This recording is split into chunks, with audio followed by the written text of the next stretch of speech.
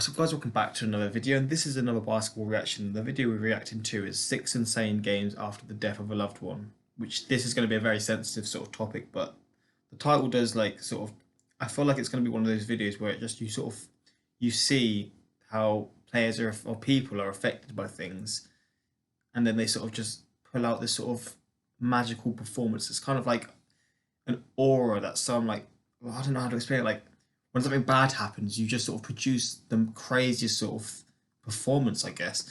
But it was made in 2017, so I'm not sure if this is a video that's like it would have changed any time recently. But from when this video was made, it seems like, I mean, it's got a lot of likes to dislike ratio, so it's obviously people agree with it, I guess.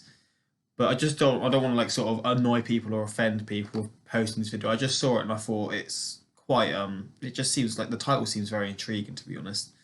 But if there's any backstories to this, please let me know, like, to what happened. I assume it's going to be in this video. Let's get into it and see what it's about, and hopefully, well, I mean, it's going to have it's going to be a dark, sad story with hopefully a happy ending. That's what I'm hoping from this. But let's get into it and see what's about. Blood, sweat, and tears that go into having a great game in any sport. But when a loved one passes away, something happens. Something goes off inside that player that makes them play like never before, that makes them do whatever it takes to win a game. It's something that no amount of hard work or dedication can recreate. It's an emotion that can only be tapped into in the time of a terrible event. These 6 players have experienced what it's like and did whatever it took to win their game in honor of their lost friend or family. We're going to take a look at these 6 players, starting with number 6, Isaiah Thomas. Sadly, Isaiah Thomas is the most recent person on this list to experience a game like this. As most of you probably remember, right before the 2017 playoffs, Isaiah Thomas's sister, China, passed away after her car slammed into a metal pole. She was going 50 miles per hour and not wearing a seatbelt. After the news broke, Isaiah Thomas wanted to quit basketball. But instead, he realized that he had to keep going for her. He said everything that he does for the rest of his life will be for her. So he played in the 2017 playoffs. He averaged 23 points a game to beat the Bulls in the first round, then went on to score 53 on China's birthday. 53! Where is this coming from, man? Where is this coming from? It's my sister. It's her birthday today. Happy birthday. She would have been 23 today, so everything I do is for her. So the least I can do is go out there and play for her. I mean, I wanted to win for her, and I wanted to play well for her, so luckily we got the win. He averaged 27 points a game against the Wizards to help the Celtics beat them in the second round, before sitting out against the Cavs due to an injury. There's no telling how good Isaiah Thomas would have played against the Cavaliers for China. Number 5. God, that was a touching one.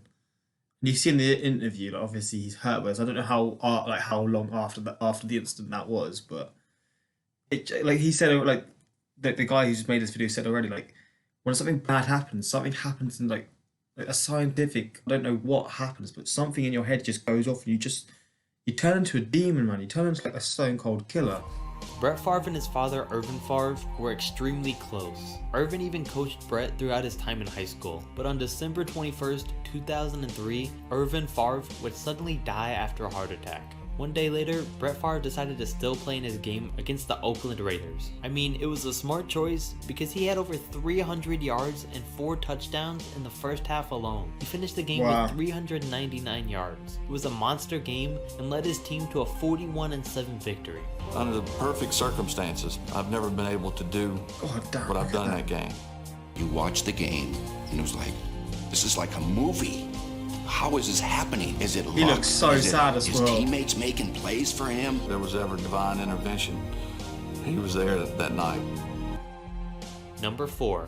Kurt Angle. Now this is one that I heard about a few years back in a Kurt Angle interview. I can't find the interview anymore, so all the details might not be exactly right. But if you're unaware, Kurt Angle is a professional wrestler and Olympic gold medalist. But before all that, he was a pretty good running back in high school. His dad used to go to every single one of his games. So when he died when Kurt was only 16, Kurt went to his next game alone.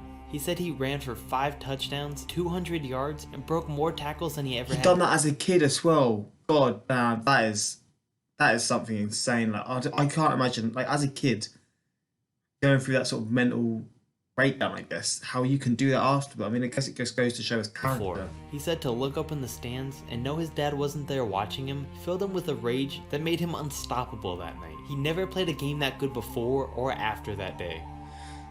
Number 3, Quan Alexander. Quan was a 4th round draft pick at linebacker in the 2015 NFL Draft. On October 30th, 2015, his younger brother was shot and killed during an argument. 2 days later, on November 1st, 2015, Quan Alexander would play one of the best games of his NFL career. He had 11 tackles, an interception, forced a fumble, had a fumble recovery, and all this played a big part in leading the Buccaneers to a win over the Atlanta Falcons. After the game, he went to his brother's school and held a meeting with all of his closest friends, and they had a candle lighting for him. Here. This guy here did today, guys. That's something special.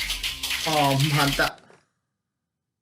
God, this is like so soon after it happened, literally 2 days, bro. Look how... Yo, this goes to show there's a lot more to like life than just sport, but it goes to show how powerful sport can really be for someone. It could be like a get out of a certain situation. But man...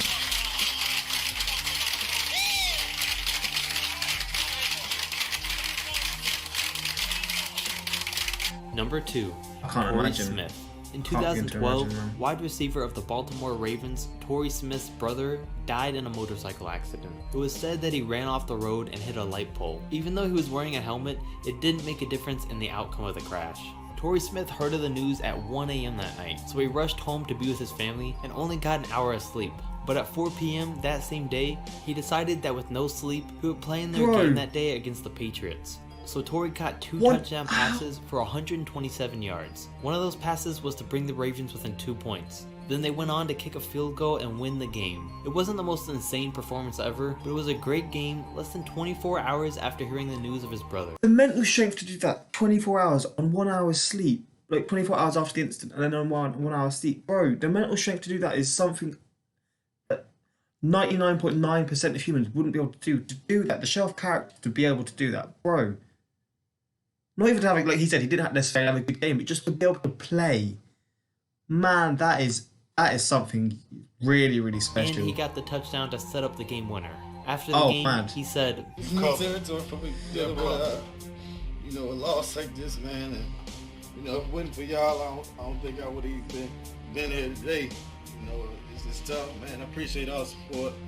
Y'all really made me feel better. Appreciate y'all. Love all y'all, coaches, players, everyone, man. Number 1, John Wall. In March of 2014, John Wall met a young 6-year-old girl named Maya Nelson who had cancer. He became really good friends with her, and he kept in touch with her and FaceTimed her a lot, and even started a campaign on social media to help Maya meet her idol, Nicki Minaj. They became really close, so it crushed John Wall when she lost her battle with cancer on December 8th, 2014. John Wall wrote her name on his shoes that night and went on to score 26 points and have 17 assists to beat the Boston Celtics in double overtime. After the game, he said, well, just see for yourself. You see a little kid that fights so hard for cancer and can't beat it. She really touched your heart, didn't she? Oh, man. Oh, he is broken. Very emotional, guys. We'll send it back to you. So this has been 6 players with insane games after the death of a loved one. If you enjoyed this video, make sure to check out my other videos and like and subscribe to more videos. That was an experience, man. It goes to show, like, these guys, I mean, obviously this isn't something that you guys need to be told. You probably, or you know this, but like, just goes to show they're just like us, man. They're just like, they've got the same feelings, etc. And again, you probably know that, but some people like get lost in the fact that they're professional athletes and they sort of just, they're different for some sort of reason. But these videos just sort of help make people realize. But this was a touching one, man. And especially with that last one, like, they weren't even related by blood. They weren't like, we could say like biologically related or family. But then you see how like sad and broken he really is after that. And there's been similar things of that in other sports I've seen, like of basically like a young fan basically who's going through a really, really like awful experience, like a terminal cancer or something like that, along the lines of something.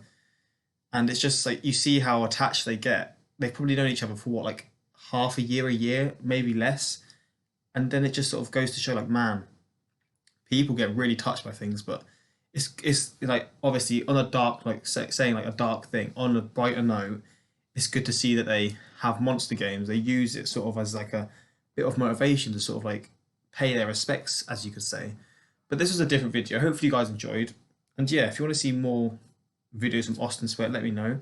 Or if there's more similar videos like this that are sort of like, well, there's one in the suggested actually. If you guys want me to see that, just suggest it. Obviously, down to opinions. I just do what people suggest, but hopefully I didn't offend people with this either, because I know, again, it's a really like sort of touchy subject. And yeah, but it was a good sort of in look into like the magic of sport, basically. Like, just goes to show how incredible it really is. But hopefully you guys enjoyed. Until next time, like, subscribe, and peace.